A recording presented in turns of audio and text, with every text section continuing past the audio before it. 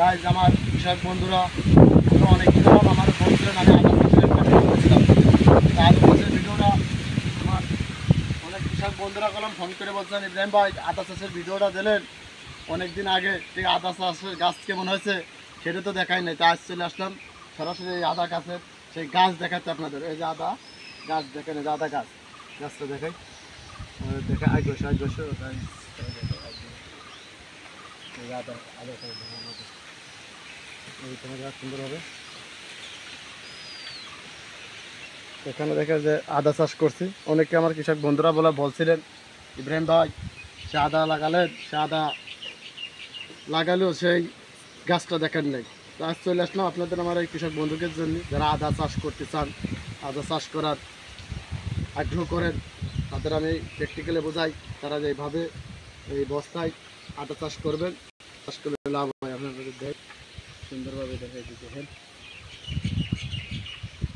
দেখেন এক একটাই 3টা করে আদা দেওয়া আছে, 3টা 4টা করে গাছ দেখেন, এক একটাই 4টা করে গাছ। দেখেন এখানে 4টি গাছ আছে, এখানে আছে, এখানে দেখাই, এখানে 4টি গাছ আছে। এই দেখেন আদা, এই দেখেন আদা দেখা যাচ্ছে রাস্তায় বস্তায়, এখানে আছে 3000 বস্তা আদা চাষ করছে একদম চার মুড়ে। দেখেন একদম ফুল বস্তা চাষ, দেখা ফুল বস্তা একদম ফুল।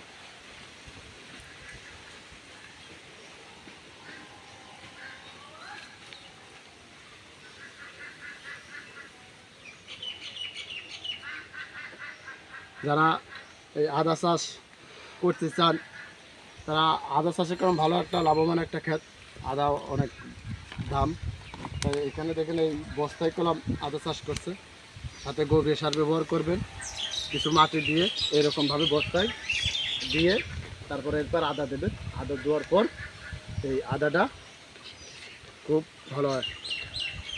দেখা যাচ্ছে এখানে তো ফুল একটা বস্তা কলম মাটিতে, বস্তা মাটিতে একদম ফুল নিচেই দিয়ে নাই, উপরে রাখবেন। উপরে দেখেন যে আদাটা দেখেন একদম ভাসিয়ে রয়েছে, আপনাদের দেখাই, এই দেখেন এই দেখেন আদাটা ভাসিয়ে রয়েছে, দেখেন উপরে রয়েছে, দেখেন এই আদাটা দেখেই একদম এই দেখেন উপরে রয়েছে, সাইডের দিকে আদাই উপরে রয়েছে।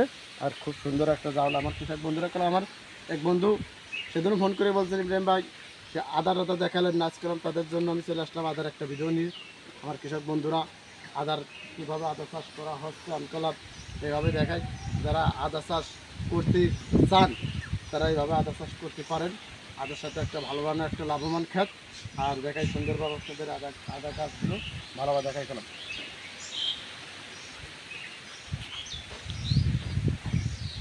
আর আমার কৃষক বন্ধুরা যারা আমার এই ভিডিও দেখতেছেন বেশি বেশি করে লাইক দেবেন, শেয়ার করবেন আর কমেন্ট করবেন। আর এখন জানেনই তো খুব একটা ভয়াবহ একটা ঝড় হয়ে গেছে, অনেকে আমরা ক্ষতির মুখে আপনাদের কলম ভিডিও দিতে পারি নাই, আপলোড দিতে পারি নাই, ঝড়ের জন্য কারেন্ট ছিল না।